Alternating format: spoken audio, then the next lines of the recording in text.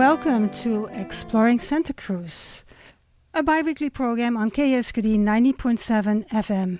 I'm your host for today, Matilda Rand, and my guest is Jessie Silva of the Santa Cruz Public Libraries. Jessie Silva is an adult services librarian who works out of the downtown Santa Cruz branch and inside the Santa Cruz County jails and juvenile hall. Her focus is on community engagement and library outreach with historically marginalized populations such as people who are incarcerated or recently released from incarceration, people experiencing homelessness or at risk of homelessness, and women who are involved in the criminal justice system. She is also on the library's equity team, which works to create an organizational culture of equity and inclusion, and to provide equitable and relevant services to all patrons. She has lived and worked in Santa Cruz for most of her 46 years and considers public libraries a powerful driving force for positive social change. Welcome, Jessie. Could you give us a little history of the Santa Cruz Public Library's community engagement and outreach programs? Before 2016, Santa Cruz Public Library's outreach team provided donated materials to the county jails, and that was basically what we did for library services to people who are incarcerated. After that, there was a chance meeting between Sheriff Jim Hart and then Library Director Janice O'Driscoll. They happened to meet and talk a little bit about, their two institutions and decided to create a more robust library service, which leads to what we do currently today. We also do outreach via our bookmobile, which serves people who can't get to a branch and serves people who just are underserved based on economic, geographic, social barriers. Mobility. Yeah. Certainly. Most of our bookmobile stops are senior citizen centers and housing facilities. And schools? Some schools. Yeah, the Tannery is a new stop that we just did. And then low-income housing. So we have a bookmobile stop in the Beach Flats and a few of the working camps out in Watsonville.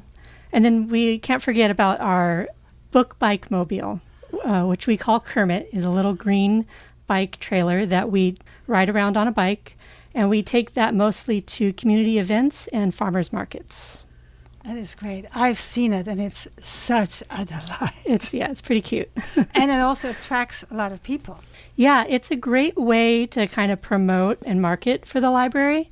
So it gets people's attention, and we can interact with the public. Wherever we take it, people want to talk to us.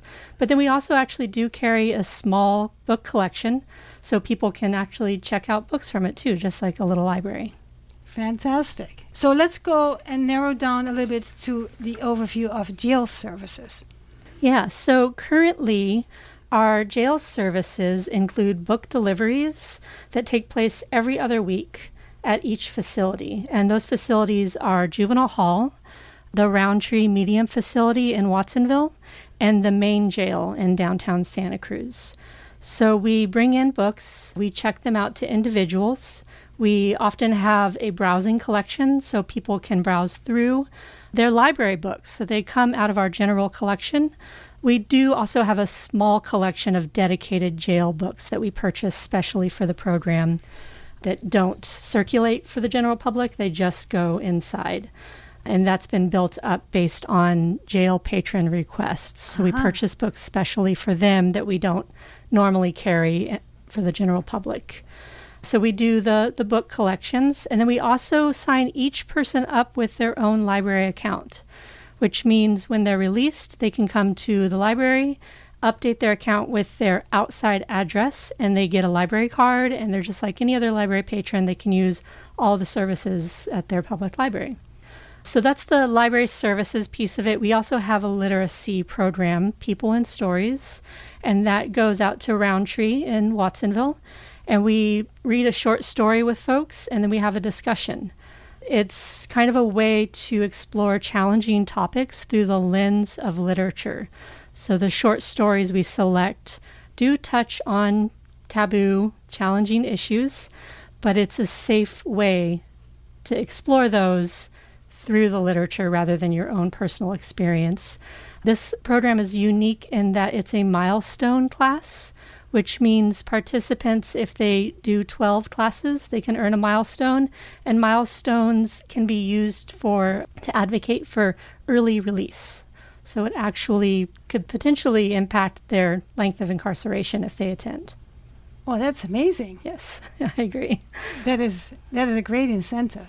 Yes. And of course, it's not just because you want to do, something nice for people. It actually helps them to grow and get back into the community. But we'll probably talk about it a little bit more. Any other services that you provide? Right now, that's basically it. During COVID, we did have to kind of pull back on a lot of things. We weren't allowed inside due to health safety concerns. We're slowly going back to in-person services and building back up the programs that we do inside. And within each of the facilities, is there a specific room where books are stored, or is it purely you bring the books back and forth, just like the bookmobile does? Yeah, it's a lot like how the bookmobile does. We have a library vehicle that we pack with all of our books into crates. We have little wheelie carts, and there's 2 librarians plus a volunteer that go in, myself and Susan Nilsson's the other librarian, and we take them into a room inside the facility. Depending on the facility, it's either a program room or sometimes it's inside the unit itself if there's no space. We've even done it in the cafeteria in the past. And then once we're done, we wheel everything out and drive it back to library headquarters. Now, can they participate? Right now, I discovered that the library has this summer reading program where every morning after my evening reading, I get up, I go to the computer, and I write down which book I had been reading and how many hours I read. And if I want to, I can do a book review. Is there anything that they can do also with that, or there's no computers available? Actually, I'm really glad you asked that because there is. We do for the adults. We give them a sheet to track their hours of reading. And when they turn that in, we will fill out a raffle ticket for them because the summer reading program is a raffle. And if they happen to win the raffle, we either offer them the option to pick up the item when they're released, if they're released within a timely manner, or they can gift it to someone who's on the outside. So if they have a friend or family member on the outside that they want to gift the winning item to, then we'll make sure and connect with that person. So we do that for the adults.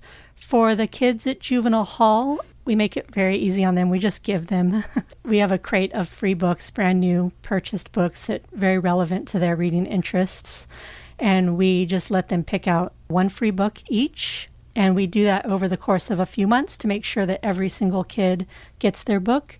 And then at the end of summer reading, we take in free pizza for them. So they get to have some free pizza at the end as a celebration. Oh, that is fantastic. Yes, they love it. It's so interesting. When I was a teacher, we had this Reading is Fundamental program where once in the 3 months, I thought, they would come and in the cafeteria put out a whole bunch of books, and then every class was coming in, and then kids could choose a book.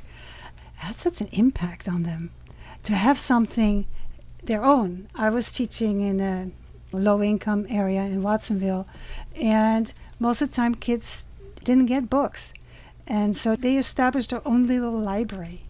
Do you see that with the kids in juvenile hall, or are they not there long enough to do that?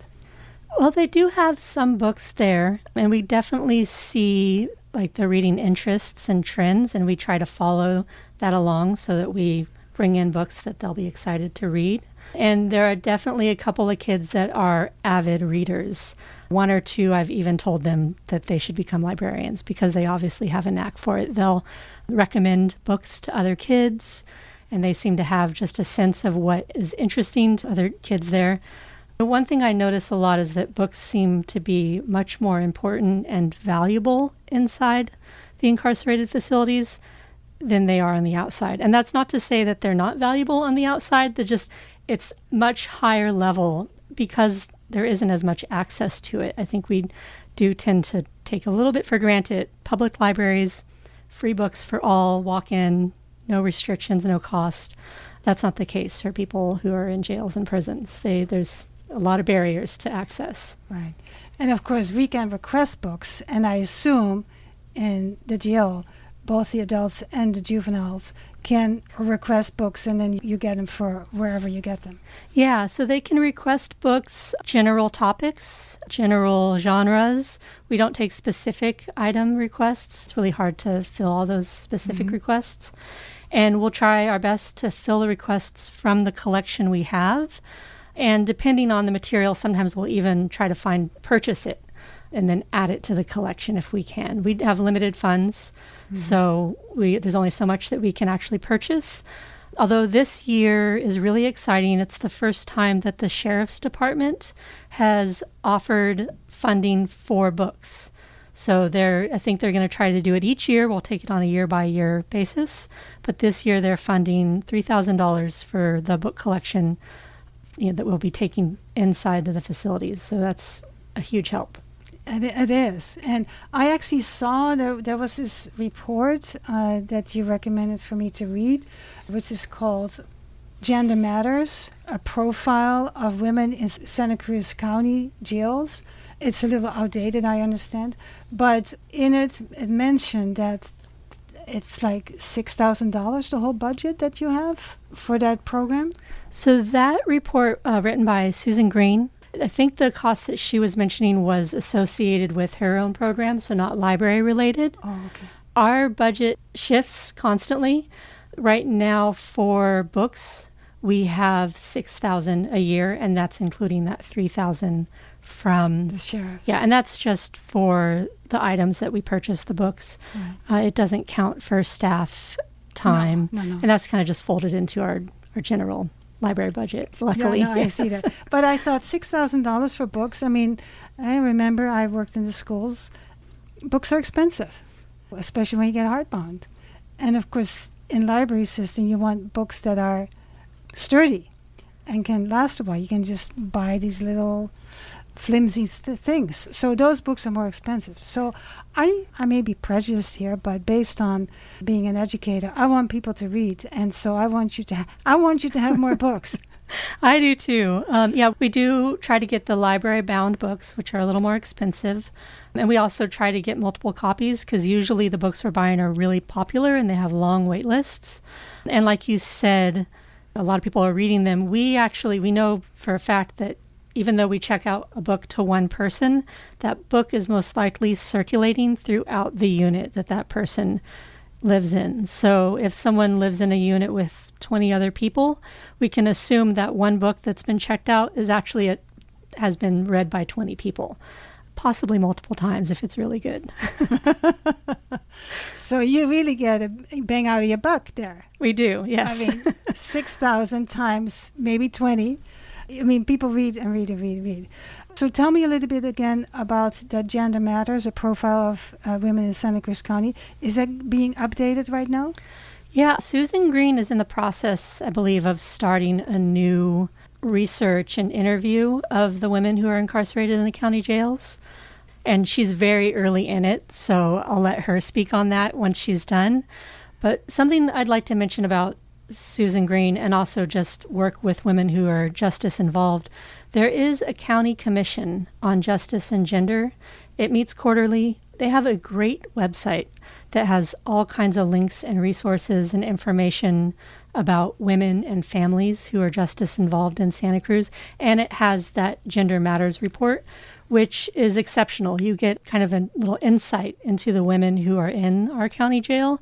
And even though it's this, academic report, it's very readable. I can't say I read word for word, but I read a lot of it, and then I skimmed through the rest. I thought it was highly interesting and also eye-opening. So I'll look forward to talk to Susan Green at some point on this program. So I want to remind people that you're listening to Exploring Santa Cruz on KSQD 90.7 FM.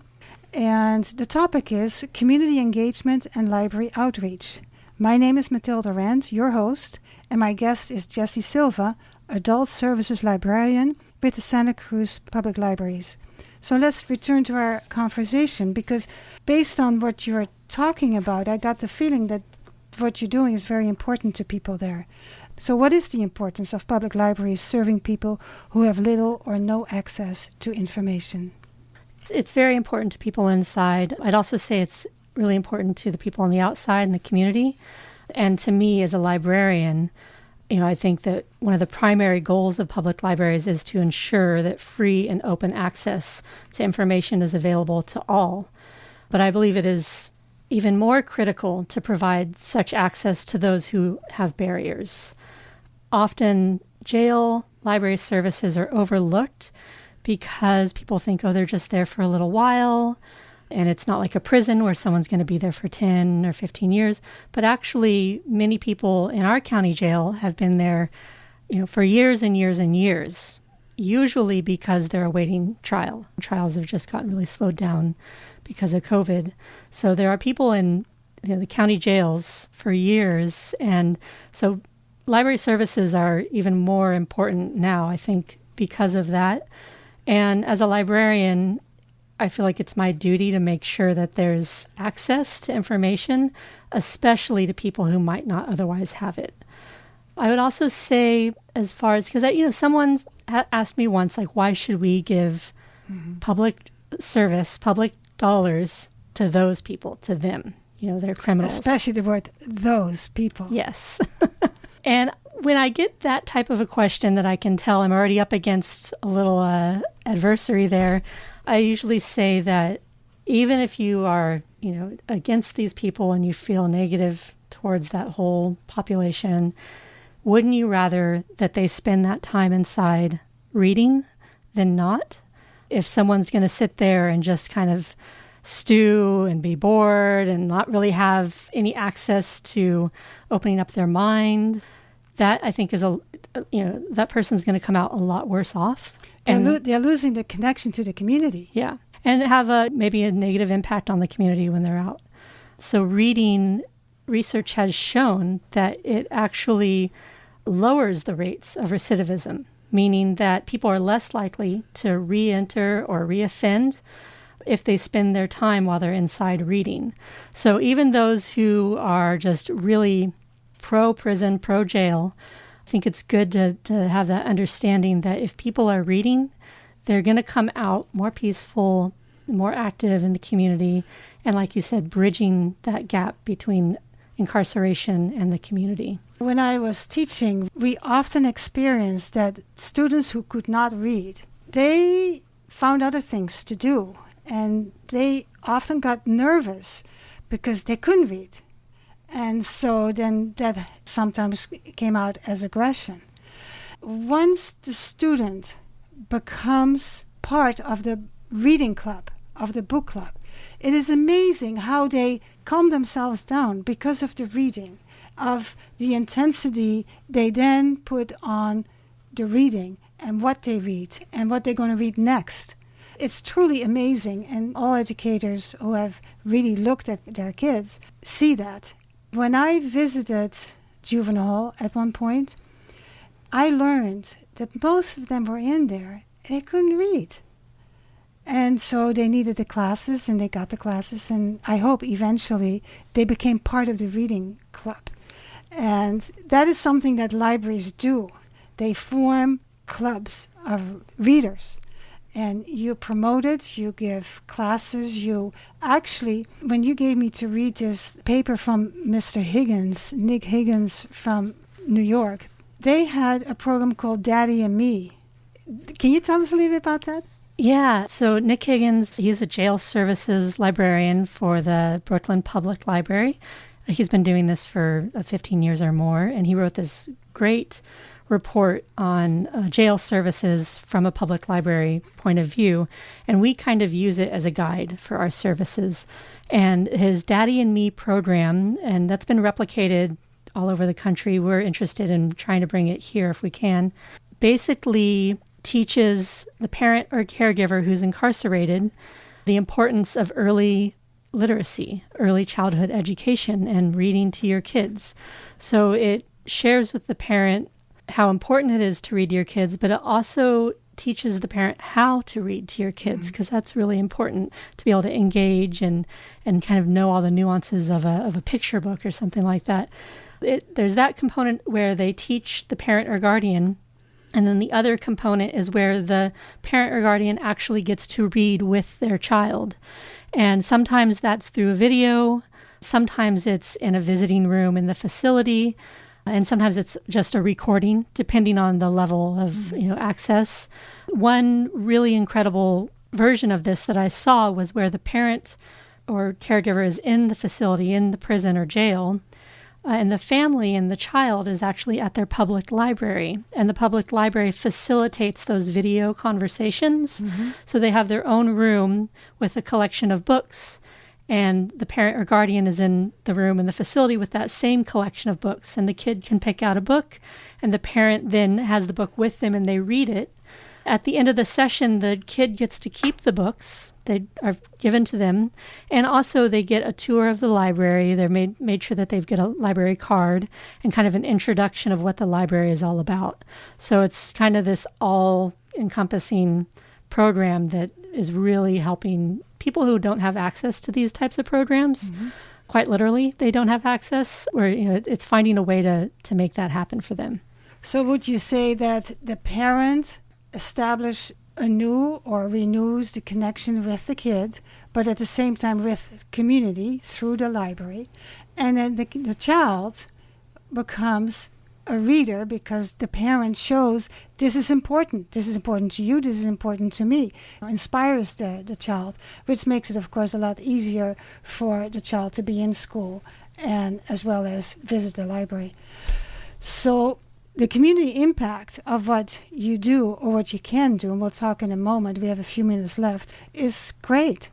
Yeah, it's critical. And going back a little bit to the power of reading and how it relates to community impact, I think we all know that when we read, it can shift your perspective of things. It puts you in the shoes of other people.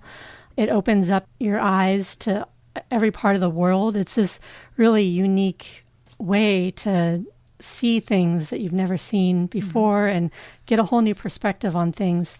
And I think that can help people when they're in crisis. It can help problem solve. If you're at odds with someone, it might help you see things from their perspective.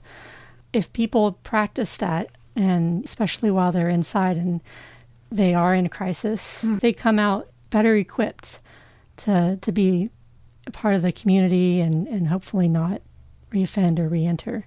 I understand that.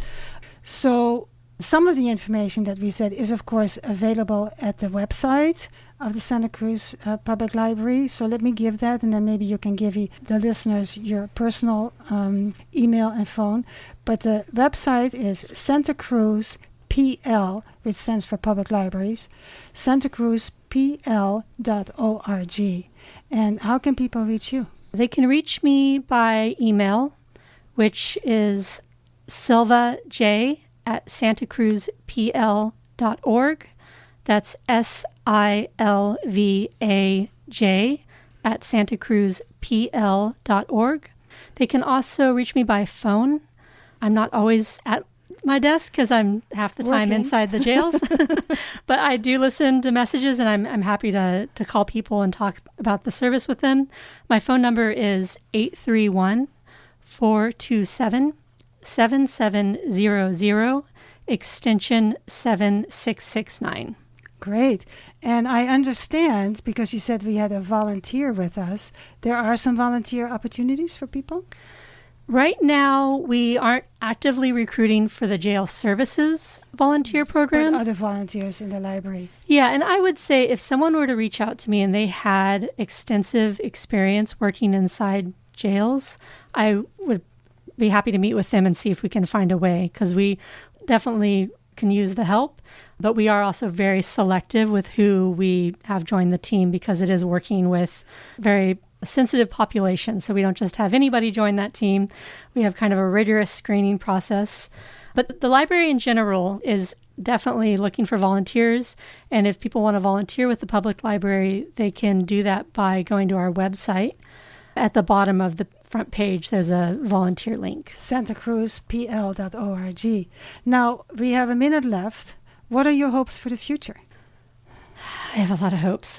A big one right now is creating that early literacy program for the adults at the county jails, but also for juvenile hall. I've met some kids who are parents in juvenile hall, so it would be great to have that for them. We'd like to bolster programs in general at juvenile hall, maybe have a short story workshop for them or a book club. We're actually thinking a comic book club would be great. And I'm also looking at adding re-entry services at the downtown library. So programs and services for people who've recently been released, they could come to the downtown library and we would have workshops or service providers for them there just to welcome them back into the community and also help support them as they're trying to build back their lives. Well, I can only say thank you so much for being here. The time was too short, obviously. There's so much more to talk about, but thank you for being here, Jessie. Thank you for having me. I really appreciate it. Listeners, you have been listening to a program about the community engagement and library outreach programs of the Santa Cruz Public Library. And of course, we already mentioned the santacruzpl.org. This program will be on the blog on ksqd.org/exploring-Santa-Cruz. But then I'll also put all the information that you gave me and some more information about Nick Higgins and some of the other information that you had me read. Not had me read. I enjoyed reading it. I really appreciate you being here. Thank you.